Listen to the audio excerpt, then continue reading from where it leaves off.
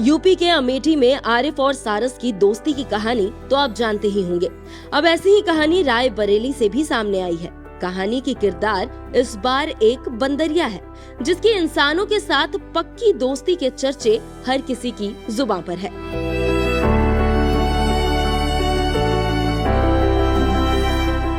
बर्तन धोती बंदरिया, रोटी बेलती बंदरिया, बिस्तर सही करती बंदरिया, घर के सारे काम कर लेती है रानी। जी हाँ, इस बंदरिया का नाम है रानी, जो रायबरेली के आकाश की पक्की दोस्त है। आकाश और उसका पूरा परिवार भी रानी को घर का सदस्य ही मानता है। रानी का व्यवहार भी बिल्कुल इंसानों जैसा ही है। घर में खेल कूद करना और काम में हाथ बटाना रानी की दिनचर्या का हिस्सा है। ये ना किसी को काटती है, ना किसी को परेशान करती है।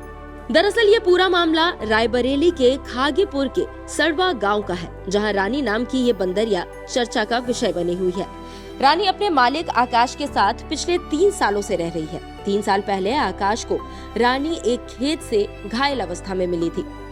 ऐसे में आकाश रानी को घर ले आया और उसकी दवा पट्टी की। तब से रानी आकाश के घर में ही रहती है।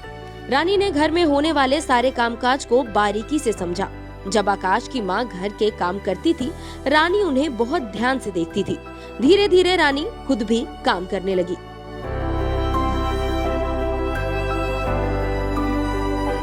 सुबह से ही रानी एक्टिव रहती है। झाड़ू, पोछा, बर्तन साफ करना, यहाँ तक कि रोटी भी रानी झटपट बना लेती है। इंसानों जैसी हरकतों वाली बंदरिया रानी पूरे गांव की चहेती है और पूरा गांव उसे मंकी रानी के नाम से बुलाने लगा। चार्ल्स डार्विन ने कहा था, बंदर और इंसानों के पूर्वज एक ही रहे हैं। इस पर कुछ वैज्ञानिक के बीच बहस चल रही है, तो कुछ इसे सच भी मानते हैं और बंदरिया रानी को देखकर तो लग भी ऐसा ही रहा है। बहरहाल, इस पर आपका क्या कहना है, कमेंट कर जरूर बताइएगा।